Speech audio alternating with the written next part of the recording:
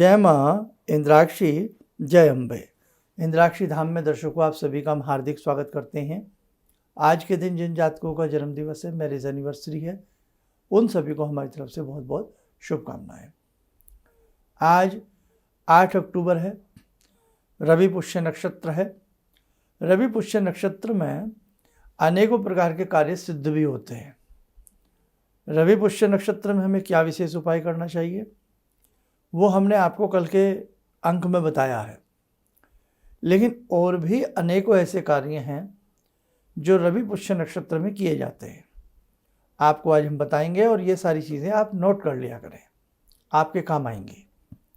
आइए पहले आज का हम पंचांग बताएं। 8 अक्टूबर सन 2023, दिन रविवार, संवत 2080, आश्विन मास, कृष्ण पक्ष, तिथि नवमी, नक्षत्र पुष्य, राहु काल 4:30 से 6, दिशा सूर्य पश्चिम दिशा। रवि किसको कहते हैं? रवि पुष्य नक्षत्र को। रवि पुष्य नक्षत्र मतलब किसको कहते हैं, मतलब कैसे बनता है। रविवार का दिन हो, पुष्य नक्षत्र आ जाए, 27 नक्षत्र होते हैं, उसमें से यदि पुष्य रवि में आ जाए तो रवि पुष्य। बृहस्पतिवार थर्सडे गुरुवार में आ जाए तो गुरु पुष्य नक्षत्र बन जाता है। सिंपल सी परिभाषा है, कोई बहुत बड़ी बात नहीं है। अब देखना भी होता है कि रविवार का तो दिन है, लेकिन नक्षत्र कितने बजे तक है। तो ये गणना आपको यदि हम करें तो नक्षत्र जो है वो पूरा दिन है और रात्रि में भी रहेगा।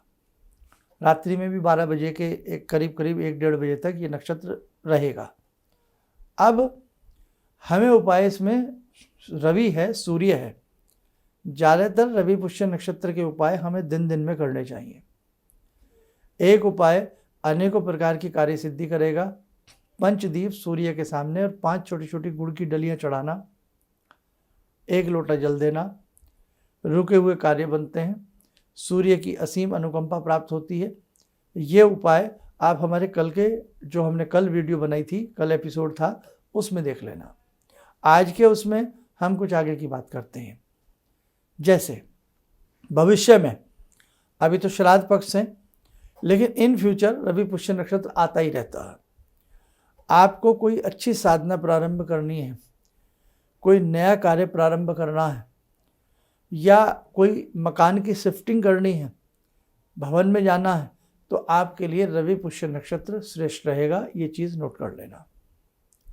लेकिन सबसे ज़्यादा अच्छा रवि पुष्य नक्षत्र पूजा पाठ के कामों में माना जाता है। जैसे आपको यज्ञ करना है, किसी भी मंत्र का यज्ञ, आज के दिन बहुत अच्छा है।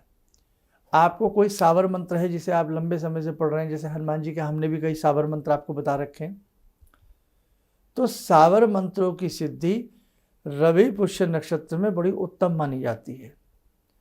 रामायण जी के मंत्रों की सिद्धि रवि पुष्य नक्षत्र में बहुत अच्छी मानी जाती है। रामायण जी के अनेकों मंत्र हैं, विद्या प्राप्ति के लिए, सुख प्राप्ति के लिए, भगवान की प्रसन्नता के लिए। ऐसे ही दुर्गा सप्तशती के अनेकों मंत्र हैं। तो भगवती के मंत्र हों, राम जी के मंत्र हों, सावर मंत्र हों, उन सब के लिए रवि पुष्य नक्षत्र आपको किसी से पूछने की जरूरत नहीं है।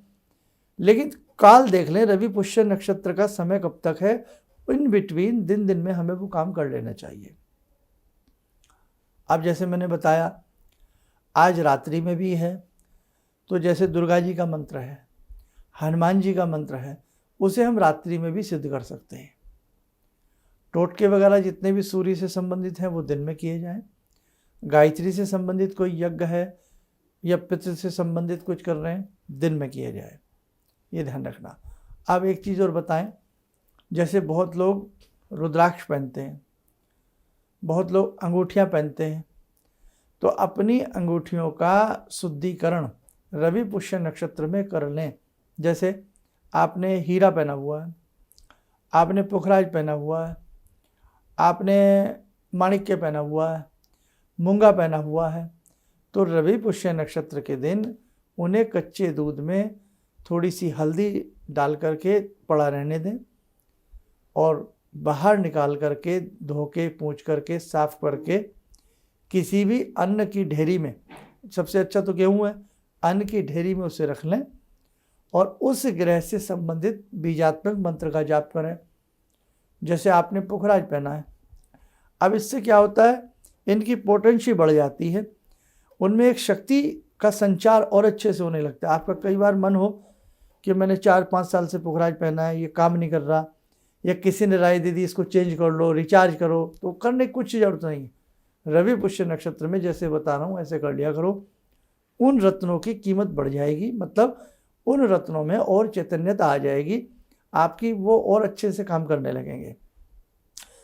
शिवलहरी है और बहुत सारे ऐसे बेहतरीन रत्न हैं, तो उन्हें आप क्या करें, कच्चे दूध में डाल दें, हल्दी थोड़ी सी चुटकी मार के, थोड़ा गंगा जल डाल दें, बाहर निकाल करके धूप दीप दें। जिस ग्रह से संबंधित वो रत्न है उसी ग्रह का ध्यान करते हुए धूप दीप दे करके चंदन लगा दें उस अंगूठी पर, और सामने प्लेट में तश्तरी में रख लें और उसी ग्रह से संबंधित बीज मंत्र पढ़ें। बृहस्पति का है ओम ग्राम ग्रीम ग्रोम से गुरुवे नमः, बुध का है ओम ब्राम ब्रीम ब्रोम से, चंद्र का ऐसे ही, ऐसे सभी ग्रहों के। और ये बहुत भारी बीज मंत्र नहीं होते, आसान होते हैं, एक माला करके। और यदि सिंपल सा यज्ञ करना चाहो तो आप उसकी 21-31 आहुति दे सकते हैं। आहुति दे के फिर उस रतन को उसी उंगली में जिसमें बताया गया उसमें धारण करो, बहुत अच्छा आपके लिए कार्य करेगा। अब बहुत लोग गलती क्या करते हैं, बेमेल रतन पहन लेते हैं, वो ध्यान रखना, वो आपको बहुत बड़ी गलती हो जाएगी। कि जैसे आपने गोमेद भी पहन रखा है, मूंगा पहन रखा है, दिक्कत होगी, पाइल्स नहीं होगी तो हो जाएगी, आपको ध्यान रखना। ऐसे आपने नीलम भी पहन रखा है और नीलम के साथ आपने मूंगा भी जड़ रखा है, तो बेमेल धातु के या बेमेल ग्रहों के रतन आपस में नहीं पहनने चाहिए। ये चैप्टर हमने पहले सारे बता रखे हैं, उसके लिए उस वहाँ से आप लोग देख सकते हैं। ये हुई रत्नों की बात। अब एक चीज़ और हम बहुत पहले से बताते आ रहे हैं, विल्व वृक्ष की जड़। विल्व वृक्ष की जड़ जिन्होंने पहले धारण करी हो तो वो भी आज दोबारा से उस जड़ को पूरा मत खोलिए, हल्का सा उस पर गंगा जल का छींटा दे के सामने रख लें, धूप दीप दे करके पुनः मस्तक से लगा करके अपनी बाजू में या गले में जहाँ पहन रखी है वहीं पहन लें, और उसी बिल्व जो बिल्व का उसका मंत्र है आपके माणिक के एवज में सूर्य का, उसको आप पढ़ लें, तो आपने जो जड़ पहन रखी वो चार्ज हो जाएगी। जो लोग ऐसे कोई विशेष किसी बीसा यंत्र को या किसी और यंत्र के ताबीज़ नुमा बना करके पहनते हैं, उनको भी ऐसा करना चाहिए। मंत्र उसी से संबंधित पढ़ना चाहिए जो जिस ग्रह से संबंधित या देवी देवता से संबंधित आपने कोई चीज़ धारण कर रखी है। समझ गए? तो ये सब बातें हैं, काम आती हैं हमारे, है ना। अब जैसे घर में हमारे यंत्र हैं, अंबिका यंत्र हैं, दुर्गा बीसा यंत्र हैं, मंगल बीसा यंत्र है, तो आज के दिन उन्हें अच्छे से साफ करें, धूप दीप दें, फल फूल आदि चढ़ा करके प्रणाम करके जो मंत्र साधना उसके सामने बताई गई है थोड़ी बहुत करिए। आपके यंत्रों में भी एक तरह से ऊर्जा का संचार होगा, वो बहुत अच्छा, उसके अंदर जो मैग्नेटिक जो यांत्रिक तरंगे उसकी हैं वो बहुत अच्छा घर को लाभ देंगे। तो साधकों, ये आज की मैंने आपको बात बताई है। अभी सुबह के 7-10 के आसपास का ही समय हो रहा होगा, आपके पास पूरा दिन पड़ा है, शाम को भी हम ऐसा कर सकते हैं, नहीं तो ये चीज़ें नोट रखें, कभी भविष्य में रवि पुष्य आए तो ये काम कर सकते हैं। जिन्होंने कोई रत्न पहनने का मन ना हो तो रवि पुष्य नक्षत्र में माणिक की एवज में, माणिक की बदले में हम किसकी जड़ पहन लेते हैं, विल्व वृक्ष, बेल के पेड़ की जड़ पहनी जाती है। क्या विधि है, क्या विधान है, हमारा नाम डालिए, बेल की जड़ कैसे धारण करें, वो आ जाएगा पूरा एपिसोड, उसको देख लेना।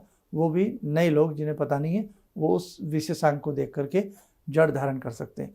आपके रत्नों के पैसे बच जाते हैं। सही बता रहे हैं, रत्नों से ज़्यादा ताकत होती है इन जड़ियों में, क्योंकि एक तो वो नेचुरल है, प्राकृतिक हैं। अब रत्न भी नेचुरल हैं, लेकिन रत्न डुप्लीकेट भी मिल सकते हैं, हल्की क्वालिटी के भी मिल सकते हैं, अंदर से कहीं से तिड़के खराब भी मिल सकते हैं। और यदि जैसे नीलम है, अगर आपने खराब पहन लिया उल्टा नुकसान करेगा। तो रत्नों में ये कमी होती है, जड़ी कभी नुकसान नहीं करती, वो तो प्राकृतिक है, नेचुरल है, वुड है, आपको हमेशा फ़ायदा ही देगी। और प्रकृति के संरक्षण में रहना, प्रकृति के नज़दीक में रहना शारीरिक दृष्टि से भी अच्छा रहता है ना। तो आइए समय चला आज की ध्यानमाला का। आज की ध्यानमाला में जुड़ते हैं भगवान श्री राम से। ओम रामो राजमणि सदा विजयते, रामं रमे संभजे, रामेण विहता निशाचर चमू, रामाय तस्मै नमः। रामा नास्ति परायणं परतरं रामस्य दासोऽम्यहम् रामे चित्तलया सदा भवतु मे भो राम मामुद्धर राम रामेति रामेति रमे रामे मनोरमे सहस्रनाम तत्तुल्यं राम नाम वरानने आदो राम तपोवनं दिगमनं हत्वा मृगं काञ्चनं वैदेहीहरणं जटायुमरणं सुग्रीवसंभाषणं बाले निग्रहणं समुद्रतरणं लङ्कापुरे दाहनं पश्चात् रावणकुम्भकर्णहननम् एतद्धि रामायणम्।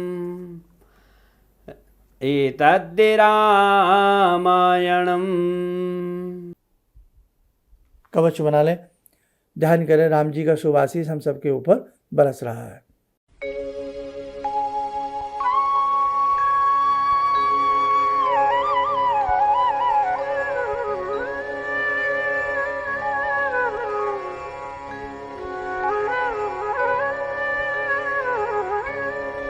ओम बोलते हुए नेत्र खोलें, सामान्य हो जाए। देखो साधकों, जो विशेष साधना हम सबको बताई गई है आप सबको 24 मिनट के लिए, वो करीब करीब धीरे धीरे सबको भेजी जा रही है और सबको धीरे धीरे मिल जाएगी। बस इतनी ही प्रार्थना करते हैं, मंत्रों का अपमान ना हो।